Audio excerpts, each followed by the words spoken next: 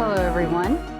So thank you for coming in today. And so it's going to be in two parts. My part is going to kind of focus on neurobiology and also medication management for the psychiatric symptoms that we see in Parkinson's disease.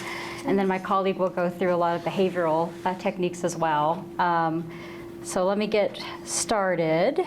Here we go. Okay, so I usually like to start my talks off with a case, because I really feel like it helps frame everything in terms of a real patient story. So I'm going to read about Sam. So Sam, he's a 65-year-old male who's coming in, and he was diagnosed with Parkinson's disease about 3 years prior.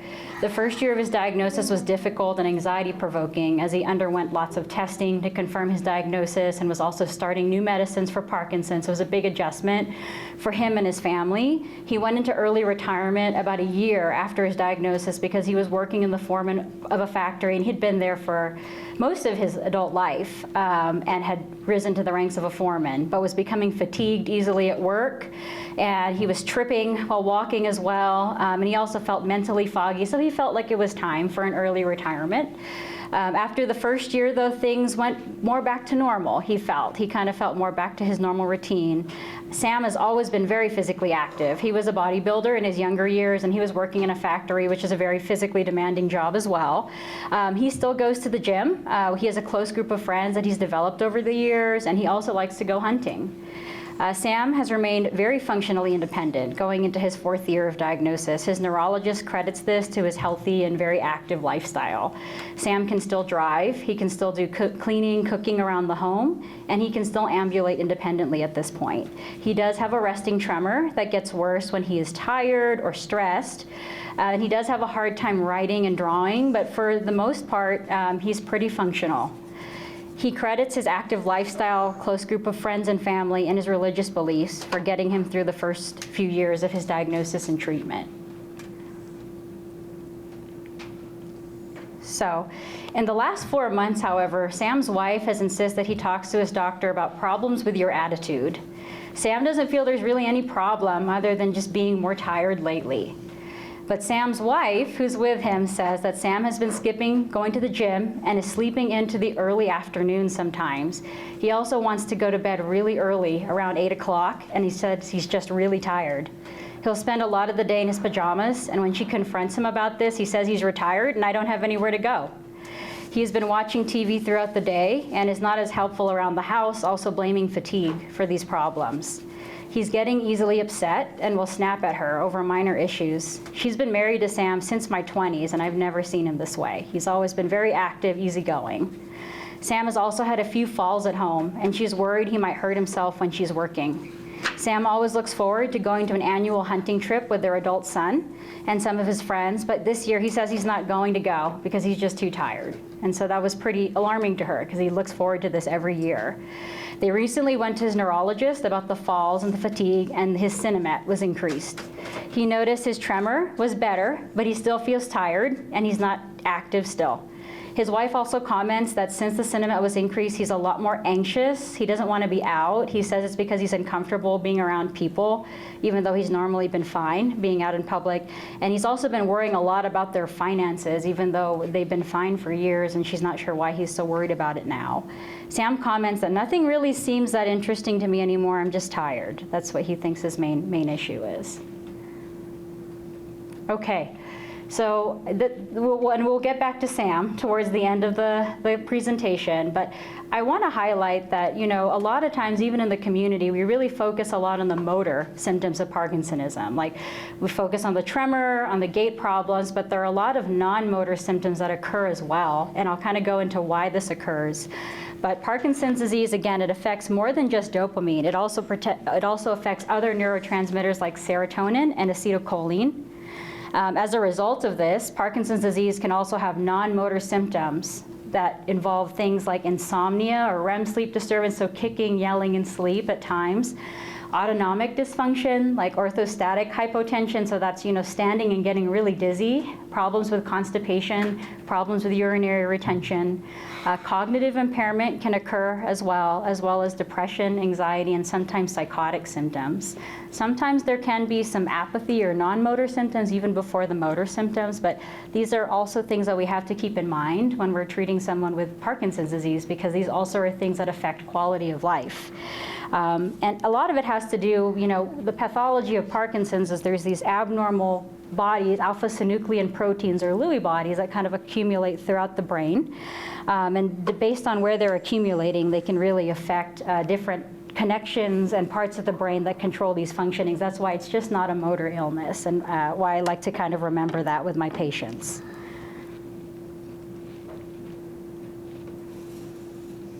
So some of the specific neuropsychiatric symptoms you can see cognitive changes over time.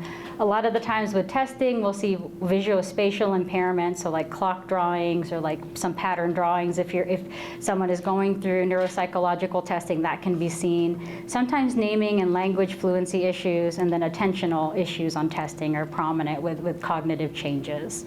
Mood disorders, I do want to emphasize, do occur frequently. Up to 50% of times that patients can have clinically significant symptoms, specifically of depression, and anxiety is really highly comorbid as well. And so depression is probably one of the most common non-motor symptoms in all phases of the disease. So it can happen early, it can happen mid and late. And I think a lot of this has to do with also biological changes, which I want to emphasize, because a lot of providers, even doctors in the area, will think, well, they're depressed because they have a neurodegenerative disease or they have Parkinson's. That's the reason why. It's kind of attributing that, but there's actually a biological basis as well that needs to be addressed. Anxiety is also very comorbid and very common as well. And so medications can sometimes make that worse, but it also is highly comorbid. Psychosis can occur and can often be due to medications, which I'll go through in a little bit. We also watch for increase in impulsive behaviors, like impulsive spending, gambling, because that also is a side effect of some of the medications. In terms of deep brain stimulation, which can be very helpful for a lot of the motor symptoms, it can affect verbal fluency, which is why oftentimes you do need neuropsychological testing before getting deep brain stimulation, and then it can also increase or worsen depression. So it's something that we keep mind of. And a lot of the times too, in terms of depression, usually, again, it occurs because of changes that happen due to accumulation of these proteins, as I'll go on the other slide. And I do want to emphasize with anxiety, it can be generalized anxiety. I've also seen some of my patients develop social phobias, being really uncomfortable being in public when they haven't been before. And a lot of people say, is it because of the tremor or the way that you're walking or moving? And that's not necessarily it. Sometimes it's a biological basis for those things. So going into a little bit of the neurobiology as well. Again, alpha-synuclein bodies can degenerate areas of the brain that affect serotonin and norepinephrine, which do regulate a lot of mood, specifically in these areas of the basal ganglia and brainstem, so kind of more the deeper brain areas. Also, there can be atrophy over time in the frontal lobes, the hippocampus, which is important for memory, and the basal ganglia. And the basal ganglia, you kind of hear that term, but it's really involved in emotional regulation. And so as circuitry kind of changes because of the accumulation of this protein, you can have a lot more mood disorders arise from that. Atrophy in the amygdala and altered connections to the amygdala contribute to the anxiety. So we actually see changes in the amygdala, and then that's why a lot of patients will develop really severe anxiety, even though they've never had anxiety before, and it's very different for them to have to deal with that later in their life when they never have had that before. Altered levels of dopamine, serotonin, noradrenaline and acetylcholine also increase risk for depression. They've actually done studies in the cerebral spinal fluid. So the cerebral spinal fluid is the fluid that bathes your brain and goes into your spinal cord. And they've actually noted low levels of serotonin in patients with Parkinson's disease. So we do know that it's not something that you're doing wrong, that's all in your head and just due to social circumstances. There's actually a biological basis for it. And I think it's very important to keep that in mind, because that also means it can respond to the current treatments we have. for depression and anxiety. So early recognition and also being aware that there's a biological basis for this, I think is very important. And I chose this slide here to kind of show there is a lot of overlapping symptoms between what we consider, some of the motor symptoms of Parkinsonism, some of the motor symptoms you can see in depression. And so there's a lot of overlap. So a lot of the times there's a confusion as to maybe it's just the worsening of Parkinsonism, like the slowed movement, the fatigue, like in Sam's case. Maybe it's just worsening of the Parkinson's symptoms, and so that leads to possibly inappropriate dosing of Sinemet or some of the other Parkinson's medications if we're not really carefully screening for depression as well. Okay, so some of the medication treatments for depression, I want to, emphasize this as well. For depression, using SSRIs and SNRIs like we would for anyone with just a standard major depressive disorder is safe to use in Parkinson's disease. It does not affect motor functioning. I do want to highlight that because that is a concern. Of course, we don't want your functionality or motor functioning to change, and antidepressants do not worsen motor functioning. And I do want to highlight, especially if there is comorbid depression, and it looks like maybe worsening of Parkinson's motor symptoms, it can be dose sparing for a lot of the dopaminergic agents, because we do know too much of the dopaminergic agents that we use to treat the motor symptoms of Parkinson's can increase risk for impulsive behaviors and psychosis. So we do want to be very judicious when using those medications. And antidepressants will not worsen motor symptoms, and they will treat depression and anxiety, which could be contributing to a lot of the fatigue, for instance, slow movement, things like that. Antidepressants also have been shown to increase neuroplasticity and neurogenesis in specific areas, and so they can be helpful in that regard. I'm going to interrupt for one second. On Zoom, they're saying they hear nothing. So I'm just, could we check this microphone and make sure it's turned on? Just, doop. Now maybe they will. Okay. I'll let you stick that in your absolutely. pocket. I was like, oh no. Pause me anytime if there's anything wrong with the sound. That would be important, of course. So a little bit more into the specifics of medication. So usually we'll start with SSRIs and SNRIs, and I listed some of the names, or Buspar, because they're usually pretty well tolerated, and they don't worsen motor symptoms. Some of the older antidepressants called MAOI inhibitors, like selegiline, can sometimes be used to treat motor symptoms, and they somewhat affect depression as well, but they do have more side effects like hypertensive crisis. You have to be very careful about other medicines you take and your diet, because it can cause a hypertensive crisis with the MAOI medicine. So those are usually not my first line. Usually we'll start with SSRIs or SNRIs.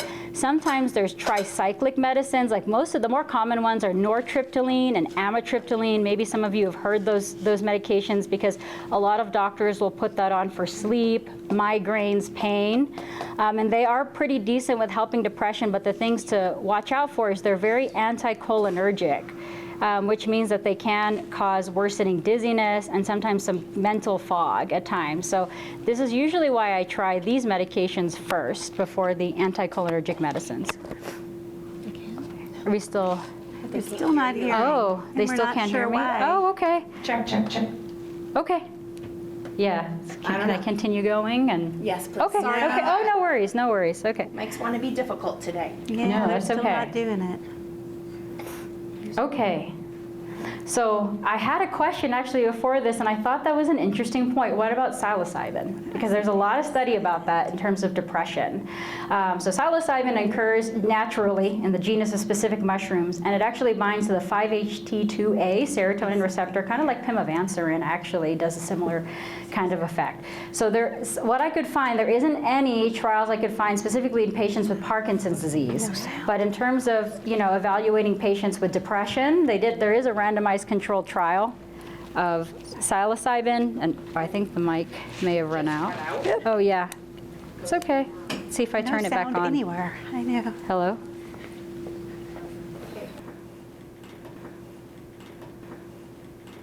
Oh yeah, so I'm hearing what kind of speech problems can you sometimes see with the deep brain stimulator. So I do sometimes see people will have like kind of I remember specifically in clinic, we had a patient with the DBS, and they kind of felt that they had kind of a tremor almost to their voice. Like it wasn't as clear when he had the DBS. It was a little bit more coarse. That's you know, kind of the change that people have experienced, and sometimes some hypophonia. But I believe that when I was working with a neurologist, they were able to adjust the settings to the DBS to help with that some. But that was the most common that at least, I'm not saying it's even common. There was only probably like you know, a handful of patients that complained of that. Yeah.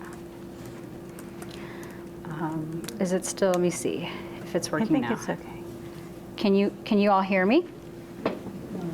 Oh. Hello? Yes. Oh, here we go. There we go. It's working now. Okay. So kind of going through, again, psilocybin. So there is a randomized controlled trial of psilocybin and Lexapro, but this is, again, in patients without Parkinson's disease. And it showed a non-significant difference in the reductions of baseline depression score at several weeks. And adverse events were very similar in terms of anhedonia, anxiety, sexual functioning were inconclusive. So the main takeaway of the study was that it seemed to work just as well as the Lexapro. And it might have had a little bit less side effects than the Lexapro. And the most common side effects were headache. Interestingly enough, no psychosis was noted in the psilocybin group because they were wondering about that. I think it's just cutting in and, yeah, there we go. No psychosis was noted. But they did need a little bit more support because there is a dissociative event that can occur with psilocybin, so they needed a little bit more support after receiving psilocybin, is what they found. There's some early thoughts that perhaps psilocybin can also improve neurogenesis in the hippocampus, but that hasn't been proven yet, but it's been studied. So what I have to say about it, it does look like it's generally well tolerated. It's generally best if you're doing therapy at the same time, and you do have to be more monitored after getting the psilocybin than you would just taking the Lexapro every day at home. You have to be monitored. So I guess that would be kind of maybe more of a difficulty of using psilocybin specifically, but at least so far it looks like it works, and it doesn't look like it works any better necessarily than the SSRI. It looks like it's about the same in terms of effect. But maybe a little bit less side effects. But again, this is one trial, and there's still long-term studies that need to be done.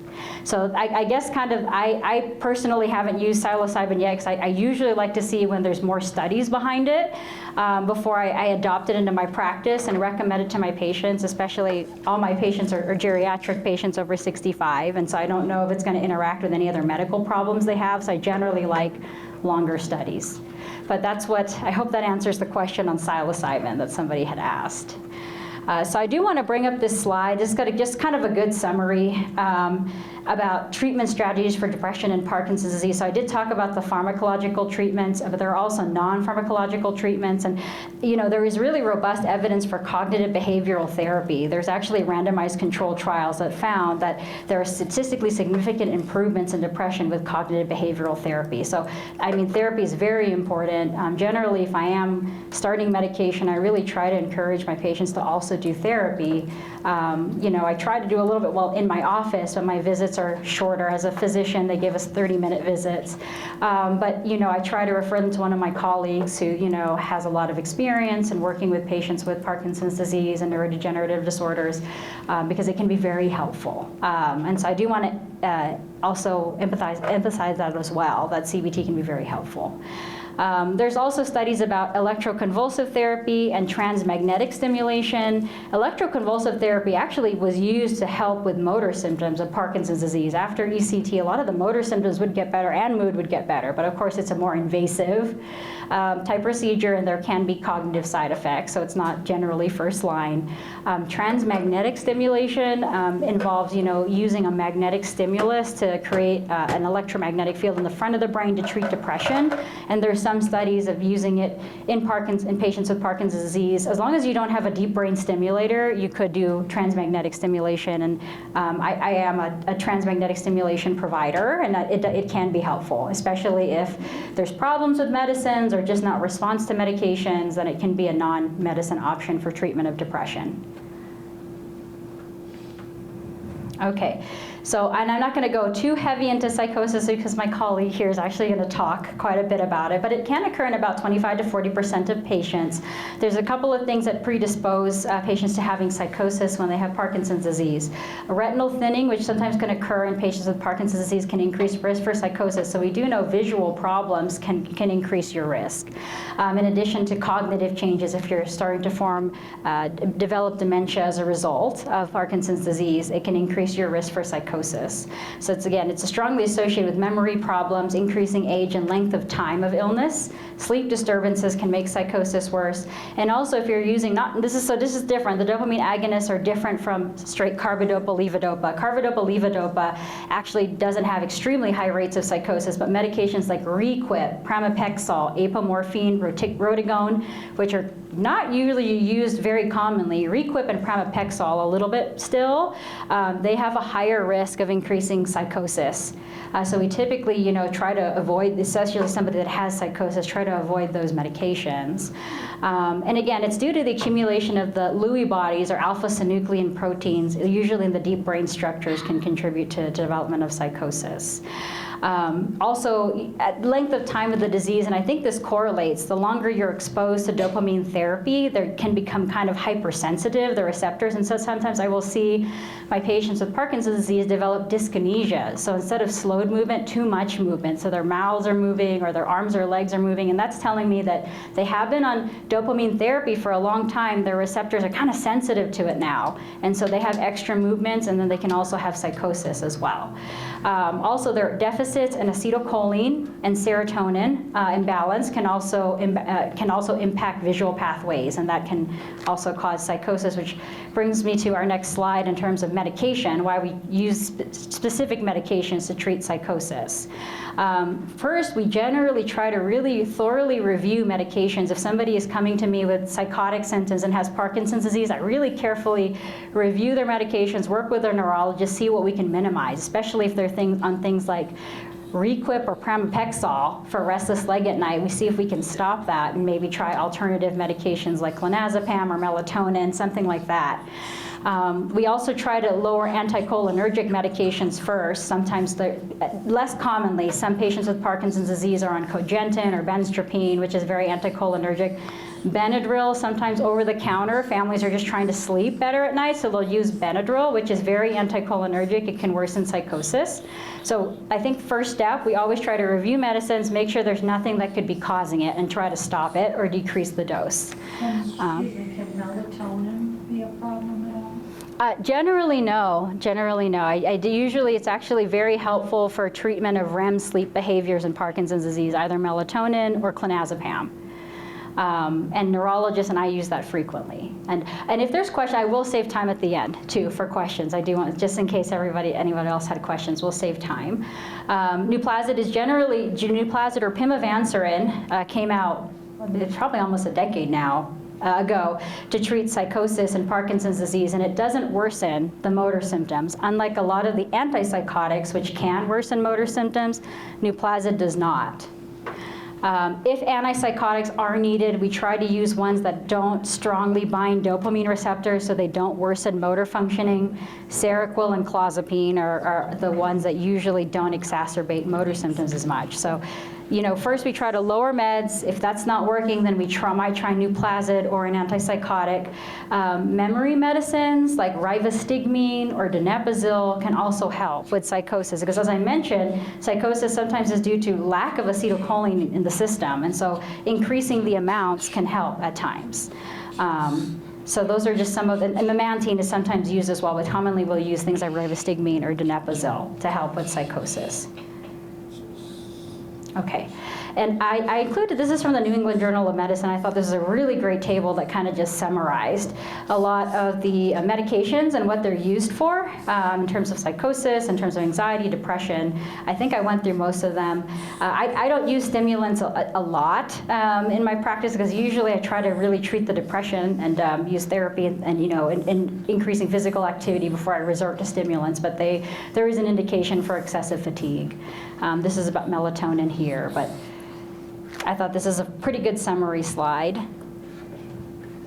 So in summary, for my part of the presentation, I'd want you all to remember that Parkinson's disease is more than a disorder of muscle control. It can affect mood and thinking. Paying attention to these symptoms are just as important as paying attention to motor symptoms, because this also affects quality of life.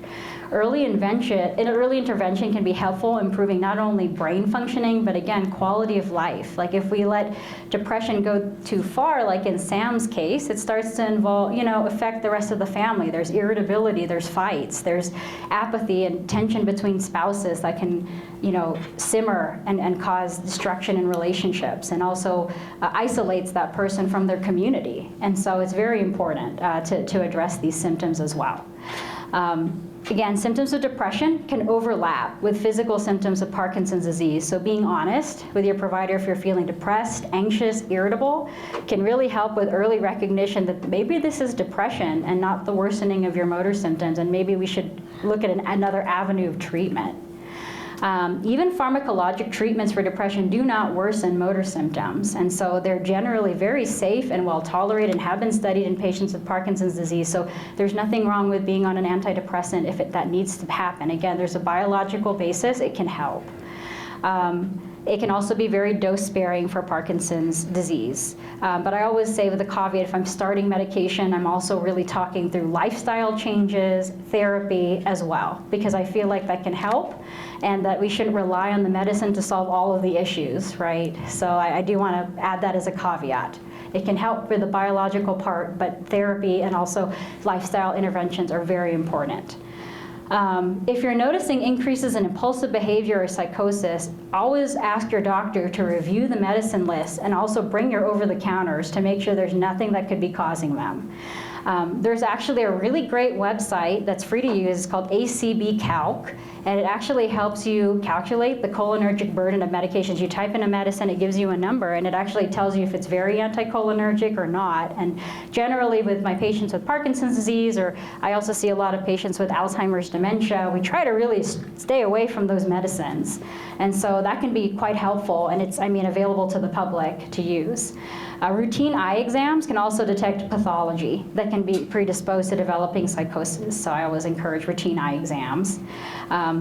Also, staying physically active and socially engaged is very important in terms of, helping with depression and also helping with the motor symptoms of Parkinson's disease as well. And there's a lot of studies that patients do better when they're more physically active and they're still engaged in their communities. The outcomes are better.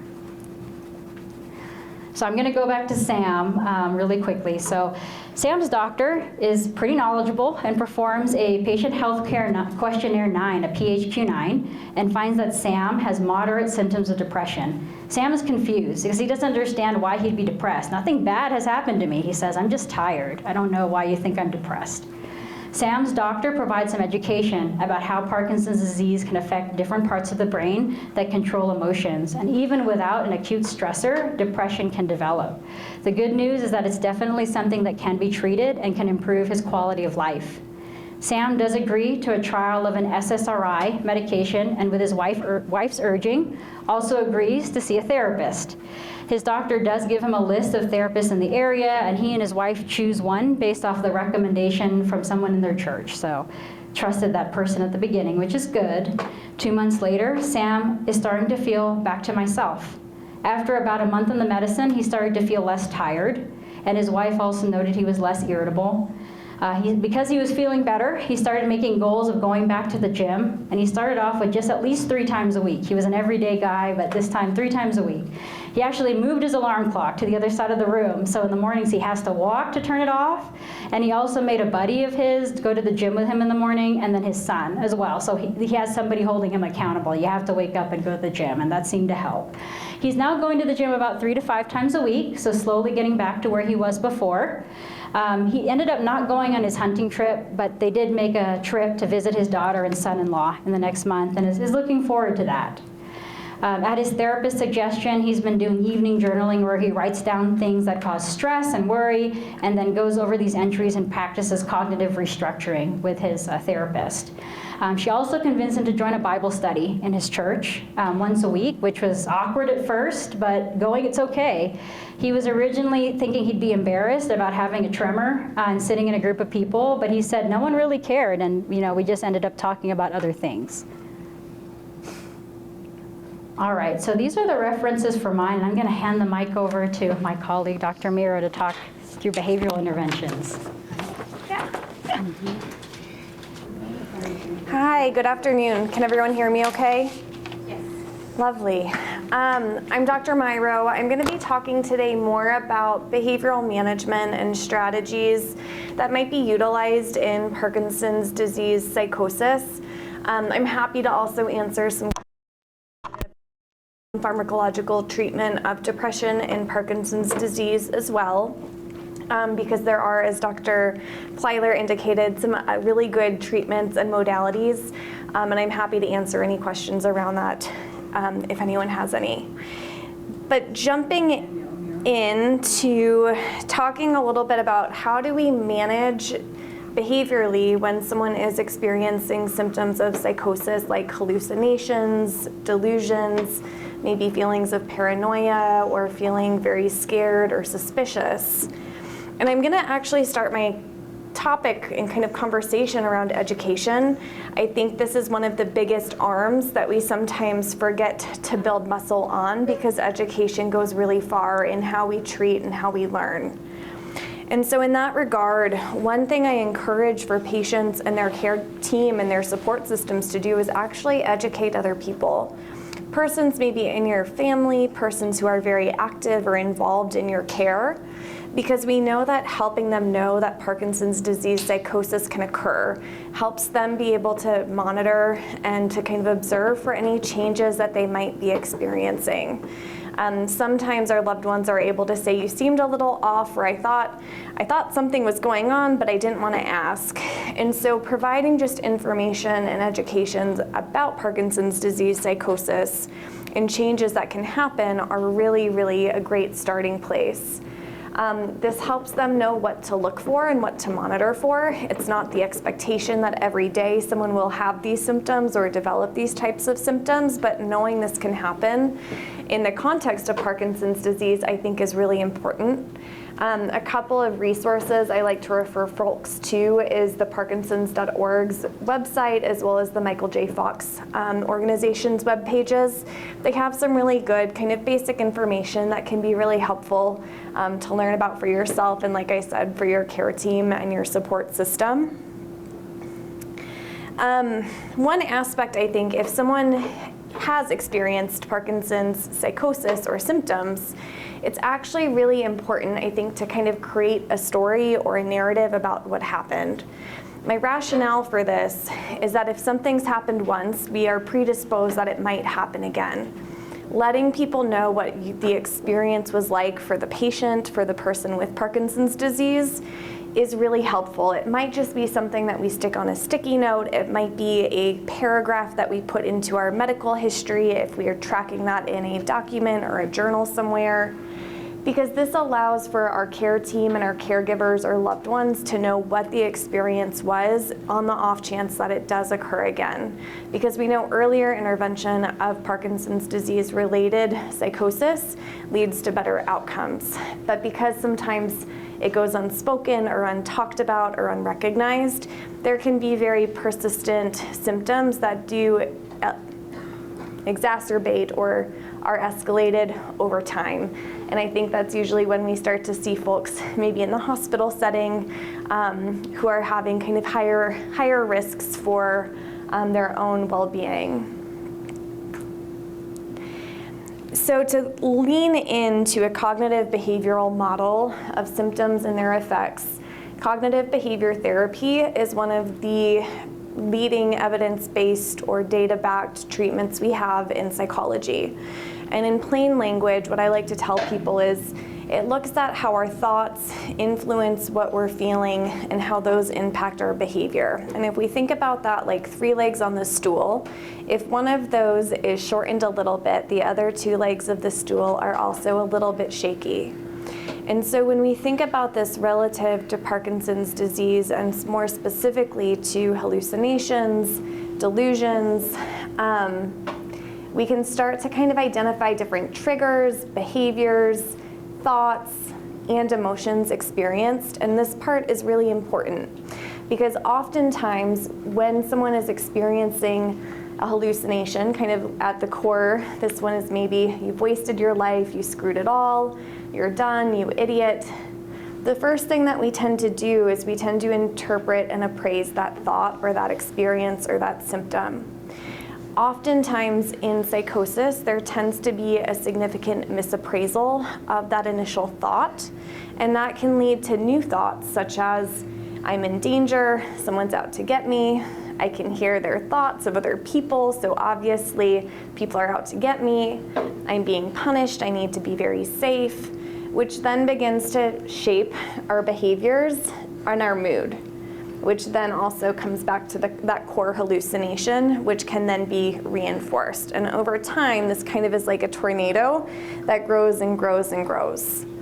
And so by identifying that we can change thinking, we can address behavior, and we can acknowledge and treat the mood or affective part of this model, that's how we begin to get all the legs of the stool back on the same page.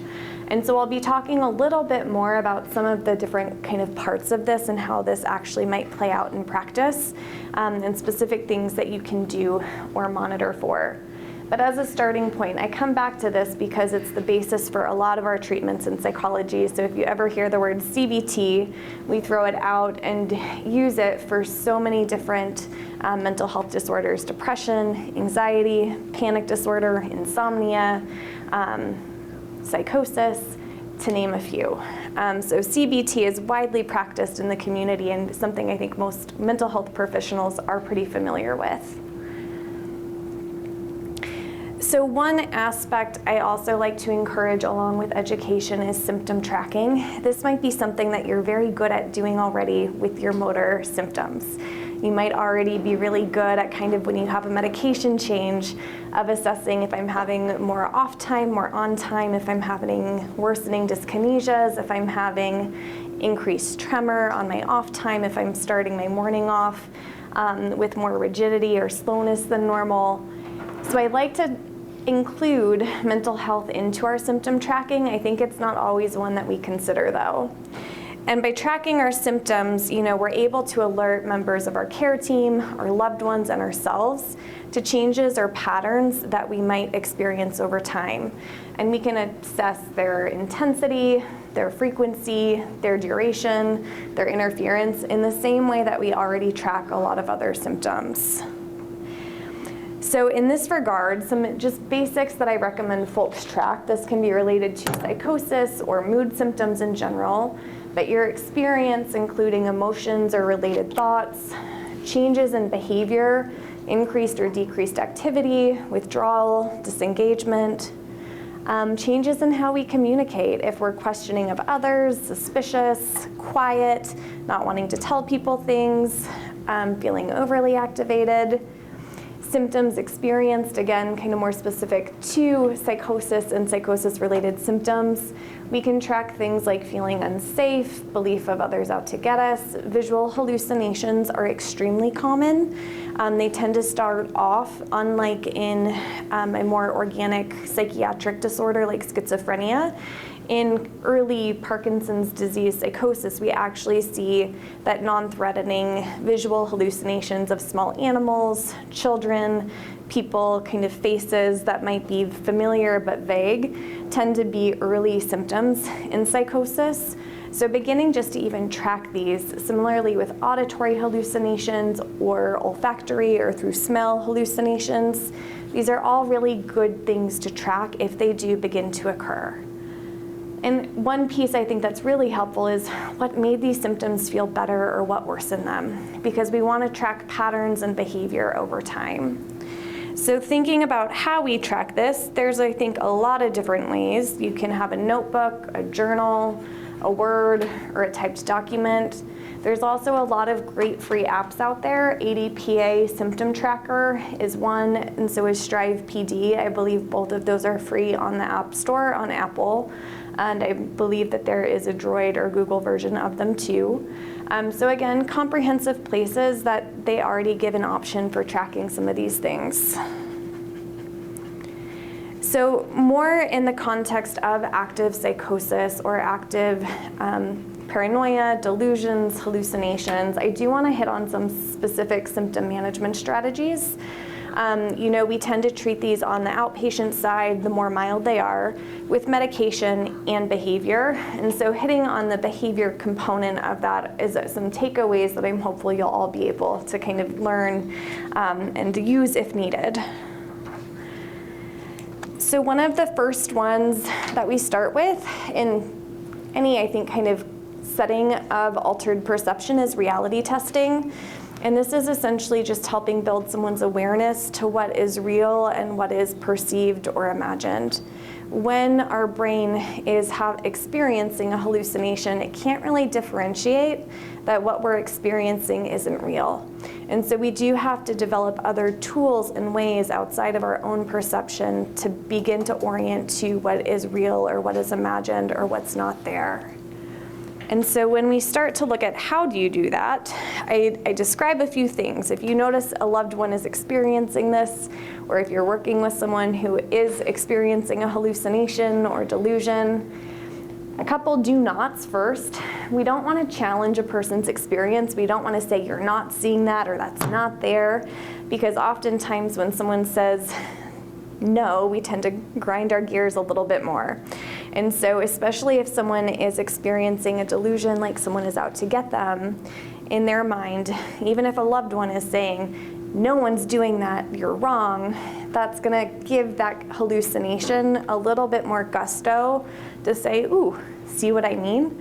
And so that can sometimes really reinforce what someone is experiencing. So instead, we don't want to validate the experience, but we want to actually validate the emotion behind it. If we go back to that cognitive behavior chart that I shared a little bit ago, that hallucination leads to a misappraisal of that first thought.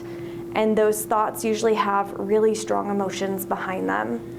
And so if we can attend to the emotion that someone's experiencing, usually when someone is having a hallucination or thinks someone is out to get them, fear, anxiety, worry are some of the bigger emotions that we experience. So rather than trying to fight what someone's experiencing, we want to lean into their emotional experience of that to help correct the thought or distorted belief that they're having. Being able to say, it would be really scary if someone was out to get you, I would feel very scared too. Normalizing what they're experiencing goes a really long way. Similarly, we can help them feel safe. I'll help you feel safe here. What are some things we can do together? These are all ways to just lean in and acknowledge the emotional kind of arm of the cognitive behavioral model. And similarly, we don't want to try and argue with the delusion. We'll get into kind of back and forths that I think feel very frustrating for most people on both sides. And so we want to make sure that we're helping re-correct that belief and help bring the reality testing component back into the here and the now. So we use the word cognitive restructuring a lot. In plain language, that just means that we're trying to develop a different thought to the one that we first had. And so there's a pretty structured way that we go about this, and it starts by looking at the thought that was kind of in the middle bottom of that model. Maybe my thought is, this isn't who they say they are. The second step would be to gather evidence that supports and contradicts this. With our thoughts, no thought is ever fully true, but it's usually never fully false. The true part might be, I heard a voice that told me that this person isn't who they said they are. That part might be very true. But what might not be true is that wasn't a voice anyone else heard. It's pretty unlikely that someone would be trying to be an imposter, trying to pretend to be someone else in my life. And then we want to compare that with reality, gathering the viewpoints of others as to how likely it is that this might occur. And that leads us to the last step, which is developing a balanced thought. My symptoms definitely told me that, and I heard that. And it's probably unlikely that someone is trying to pretend to be my spouse or my friend, and I can trust that this is that person. So cognitive restructuring helps us understand that the symptom is at the core, and that because the way we're thinking about that symptom is really impacting the way that we respond to it. So thinking about this in a very stepwise model is where I like to start with folks, and it's something that we can do, again, also for mood symptoms, for depression, for anxiety. It does not just have a usefulness in the realm of Parkinson's disease-related psychosis. And how do we talk with someone who is in the middle of experiencing a hallucination, delusion, suspiciousness? We want to effectively communicate. You know, if someone is not in the space to use cognitive restructuring or reality testing, we do want to make sure that we provide feelings of safety. We want to empathize with them. We want to normalize what they're feeling. But we also want to build alliance with them to where they feel like they are comfortable to be around us, where they feel like they can trust us, where they feel like they might want to talk to us, especially if they're feeling very alone or isolated. So we might talk about neutral topics. We might talk about the weather. We might talk about a favorite trip. We might talk about music they like. Because again, we're trying not to increase the delusion. We're trying to just build alliance and a feeling of safety. And also that distraction can help turn down the intensity sometimes of that symptom. So similarly, if someone is in a state where maybe they are experiencing a more intense delusion or hallucination, if there's high suspiciousness, if there's maybe some agitation, you know, we want to speak calmly and slowly. We want to give orienting information without trying to discount their experience. We want to give concrete and simple information. We want to avoid kind of rushing to finish someone else's sentences or rushing to guess how they might be feeling. If they're not responding to when I ask questions, silence is okay. Unless there is concern for physical safety, you know, maintaining a little bit of distance is also okay. And keeping your body position open and relaxed tends to help with more effective communication. So that's avoiding my arms being crossed, me kind of sitting at someone or staring at someone, because that can sometimes increase feelings of distrust. And kind of to bring this more full circle, related to reality testing, we want to bring someone back to the here and the now. So we want to do something that pulls us out of kind of what we're experiencing and brings us back into the present moment. And we call that grounding. And it's something that is multisensory and just brings our awareness to what's actually happening around us. And so as we begin to do that, that might do a lot of different behaviors. Maybe we go for a short walk, we change the scene and go into another room, we listen to comforting music, we might put a cool cloth on our face or drink a warm glass of tea. We might do something physical, maybe moving around some drawers or reorganizing, a great time to fold laundry. We might orient ourselves to where we are, what the date is, what the year is, who we're with. We might also do some relaxed breathing if there is a high kind of stress or high anxiety attached as well.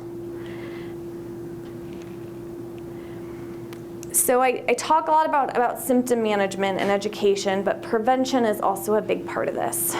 We know that we can prevent, in some ways, worsening or escalation of Parkinson's disease psychosis symptoms. And I start with kind of an ABC model of prevention, which is that usually before any belief occurs or something happens, there's usually something that might cue or trigger it. And so oftentimes, the cue or trigger might be the symptom. The thoughts that then are attached becomes B, and C is the consequence or outcome. So we might know that if someone is tired, if someone is dehydrated, if someone has not slept well, if someone is increasing their medications, these might be antecedents. It might also be if there's certain things that they hear, things that they do, those can also be antecedents. And so developing a list of known antecedents is extremely helpful because it helps us develop an alternative plan for if this same symptom happens again.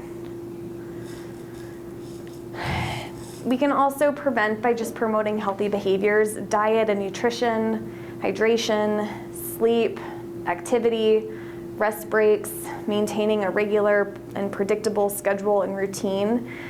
These are all good things for our health in general as well, but they can be very helpful for persons with Parkinson's disease as well. And just to kind of hit on the care team and the care partner, I am a big supporter of kind of care dyads. Most of our care tends to come from 1 to 2 people who are very close to us, in addition to our medical professionals, community, and maybe extended family. But just to kind of highlight on that side, this is really hard to do. If you have a loved one who's experiencing symptoms of psychosis, is having exacerbations in their disease, as a care partner, it's really hard to do. And our boundaries with how we might express or talk about that to our loved one or the person with the identified patient in kind of healthcare lingo, we want to make room for acknowledging and addressing that, especially when it comes to more psychosis. I think we have a little bit more flexibility in our culture to talk about symptoms of Parkinson's disease, but mental health can still be very highly stigmatized. So creating a space and a network to recognize that this is hard, and that when things like this occur, it's important to also acknowledge my own response in addition to the person that I'm caring for or that I work with.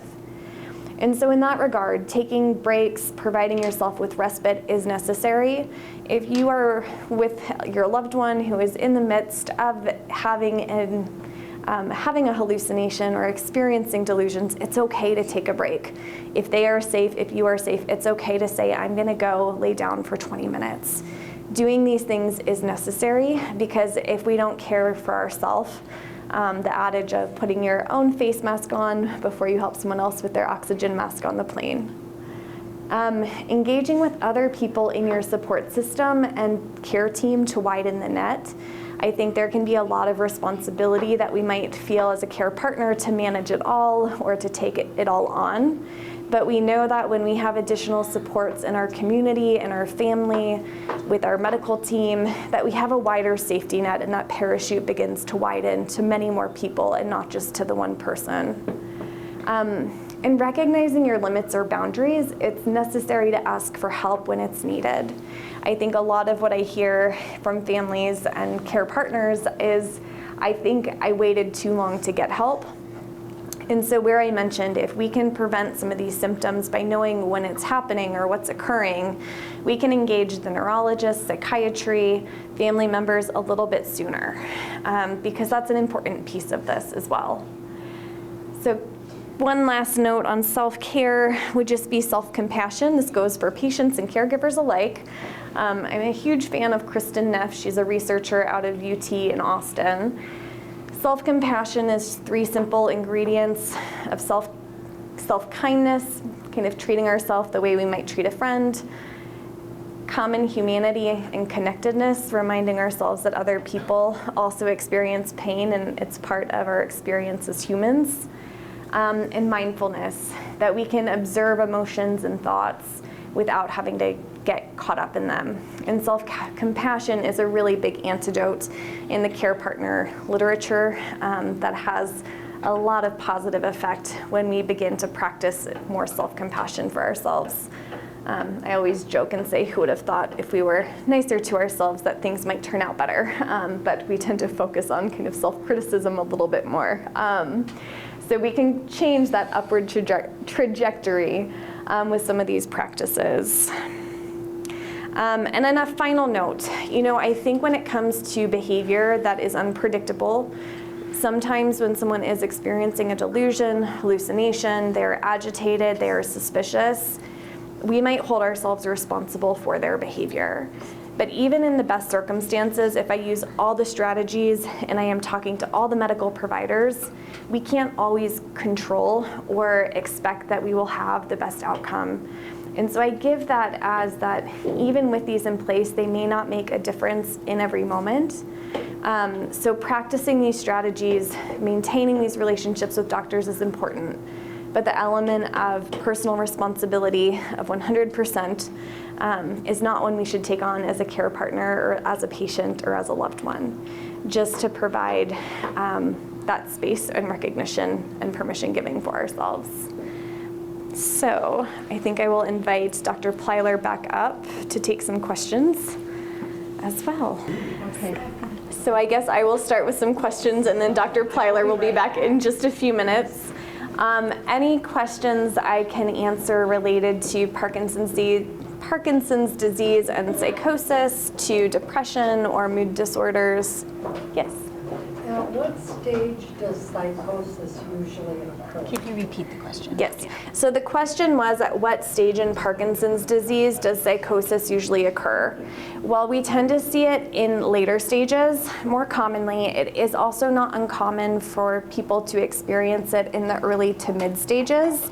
And again, to what Dr. Plyler talked about, we know that the excess of dopamine that can come from some medications tends to be one of the leading causes for why someone might have these symptoms earlier in the course of their disease. And so it's not uncommon with medication changes, increasing Sinemet dose, adding a D2 agonist, adding amantadine. Some of these medications can predispose someone to, because the way the dopamine kind of is moved throughout the brain as it hits in a place very close to our motor cortex, which is responsible for some of the primary symptoms of psychosis. And can be experienced with Parkinson's-related dementia as well. More of a pattern of cognitive impairment that can occur in later stages of the disease. Parkinson's dementia does have a higher correlation of persons experiencing altered mental status or psychosis-like symptoms. Why do some people get dementia and some don't? Is that known? I think that's a great question we are still trying to understand. There's been a lot. The question. Sorry, the question is, why do some people develop Parkinson's-related dementia and others do not?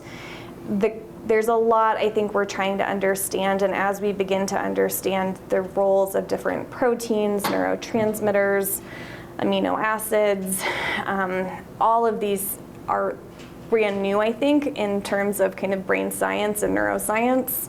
We also know that individual variability is really important, and lifestyle makes a big difference. And so we also see that there's protective benefits for physical activity, high intensity, interval training, healthy diet, for sleep. And so our understanding is that risk factors may make someone more susceptible to developing Parkinson's dementia, but we don't have a hard and fast reason why. I think the best correlation is that the longer someone lives with Parkinson's disease, the more at risk they would be for developing Parkinson's dementia. But that is probably one of the best correlates that we have at this time, to my knowledge. We have a question on Zoom. Are we saying that over time that dopamine meds can increase psychosis? Yeah, so I can answer that. I think it is a very complex interplay as to why psychosis develops. The risk is increased with, specifically dopamine agonists, and I said those specific medicines. It's lower risk with things like carbidopa, levodopa. Those are usually the ones we try to leave as much as we can in somebody with psychosis, because we know it doesn't really worsen psychosis very much, and it's essential for motor functioning. So we typically will try. But as I mentioned, there's other neurochemicals at play, so it's not just dopamine. So there's decreases in acetylcholine can cause psychosis, and then also imbalances of serotonin can cause psychosis, and then also just changes in the brain because of the accumulation of Lewy bodies, alpha-synuclein proteins can cause it. So it's not just the medication, that is a risk factor, but it's not just the medication. So I want to highlight that. To the Zoomer, did that answer your question? Okay. Yes, in the back. Is there, aside from an autopsy, is there any definitive test to determine whether or not somebody has Lewy body? The question is, besides an autopsy, is there a definitive test to define if somebody has Lewy body dementia? I can talk on the neuropsych side of that. So when we evaluate dementia being an umbrella term for changes in cognition that incorporates frontotemporal dementia, Parkinson's dementia, Alzheimer's disease, Lewy body dementia, and vascular dementia, we do not have a great way to do that while someone is living, so most of those still are post-mortem. That being said, we do have different profiles that we can develop for changes in cognition that give us better evidence to suggest or rule in a different type of diagnosis of dementia. So when we look at something like Lewy body dementia from a neuropsychological perspective, we take a very complex history of onset of symptoms, what has been occurring, in addition to neuropsychological testing, which is kind of normative-based testing that helps us assess for changes in memory, attention, processing speed, problem solving, visual spatial abilities like our visual processing, our spatial memory, our awareness to where things are in time and space. And we have developed very good data that has been accumulated over the past 50 plus years that gives us a pretty good profile to say that we have a high likelihood for saying we believe this is Lewy body versus Parkinson's dementia versus Alzheimer's. So from the kind of neuropsychology side, that is one way that we differentiate and assess that.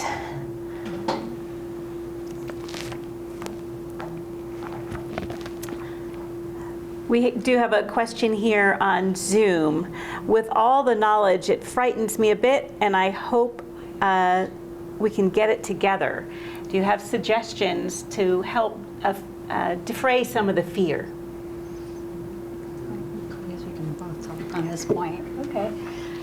So I think specifically, I guess I think, you know, if I'm understanding the question correctly, like what we can do in terms of, these are kind of alarming symptoms or can be fear-provoking, but that's why I did want to highlight in the presentation that there are treatments available to still improve quality of life, and that's still possible. So even though it is scary to kind of think that the brain is changing, and that these changes that are causing all of these symptoms to occur, we do have treatments that are available, and you can still have a very good quality of life. So I do want to highlight that as well. That's why, you know, in the case study that I mentioned, there's depression, but there's treatments for depression. And by getting treatment, his quality of life did improve, relationship with his family and friends improved, more social engagement was still able to occur.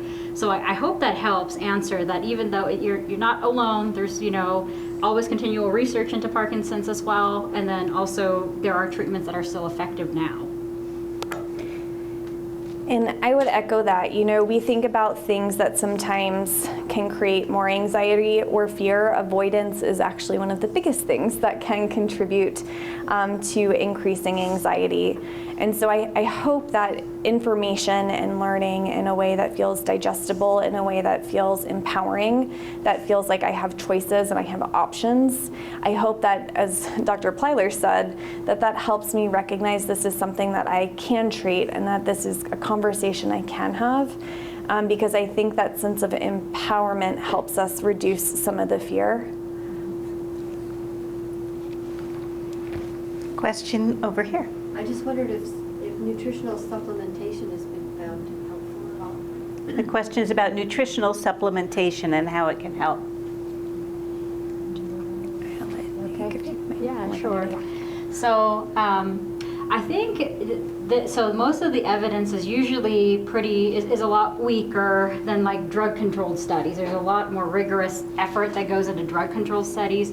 And so a lot of the evidence, if you're looking at nutritional supplements, I personally recommend just in general a really great website called nutritionfacts.org, and it's run by an internal medicine physician named Dr. Michael Grieger, and he wrote a book called How Not to Die, and he actually specifically addresses, it's a very blunt book, but he actually includes randomized controlled trials, so those are usually the strongest type of evidence in journals if you're researching supplements, to support pros and cons of supplements. So if you ever have a question, you can usually find almost anything on his website. He talks about supplements, he talks about diet, all of these things, and you can just Google it, and he actually has studies that support it. So I'd just be careful if you're thinking of a supplement, or I know there's probably people that advertise on YouTube, I think is the where you're trying to watch a video on YouTube and there's like a million ads about supplements. What's true, what's not. I think that's a very honest website. If you're going to look into it, you know, looking for actual randomized control trials supporting it. I think the one that we use most commonly in practice is melatonin. As I said, there's actually evidence that it helps with REM sleep behaviors and it's very well tolerated. So in terms of supplements, I feel like that is helpful. But hopefully that answers that question. Your name again? Oh, of the website? Yeah. Yeah, nutritionfacts.org. Thank you. Yeah, absolutely. How much data is possibly being accumulated in causality and etiology in the field of Parkinson's? What do they suspect that some are the leading physical reasons some people get Parkinson's and others don't? Is it, in other words, are you saying like, is it pesticides? You want to repeat the question? Yes, exactly. Is it hereditary? Are they zooming in on nutrition? Are they zooming in on viruses? Are they zooming in on brain trauma? Do you have any idea what some of the research? So the question was, do we know much about what research is currently being done looking into the etiology of Parkinson's disease? It has been a minute since I have stepped into that world, but some of the different kind of research that I'm familiar with, you know, we have been able to identify hereditary as some causes. We see some subfamilial types of Parkinson's, and those tend to be the earlier aged onset. And there is actually some really good family studies that have looked at that, and they have done a lot of research with those families. We also know that prior brain trauma, particularly traumatic brain injury, can increase the likelihood. It's a risk factor. We don't have any causality of data for that though. Similarly, we can kind of highlight that some different lifestyle factors, inactivity, poor sleep, they might contribute, but I don't think we have quite a causal reason. And so I think as we're starting to understand etiology of a lot of neurological disorders, we're finding that it's a really big field, and it's something where we're finding a lot of possible contributors, but I don't think there's been one hard and fast, this gene, this reason that quite says that the outcome is this. Yeah, and I think you summarized it very well. I think that it's multifactorial. It's not like, for instance, Huntington's disease is very different. We know that there's a specific gene with this number of repeats and there's genetic testing. So Parkinson's is different in that regard. Yeah. Thank you. Of course. Other questions? Any other questions on Zoom? With that, I'd like to give a huge thank you to Dr. Plyler and Dr. Miro. We just truly appreciate it. Thank you so much.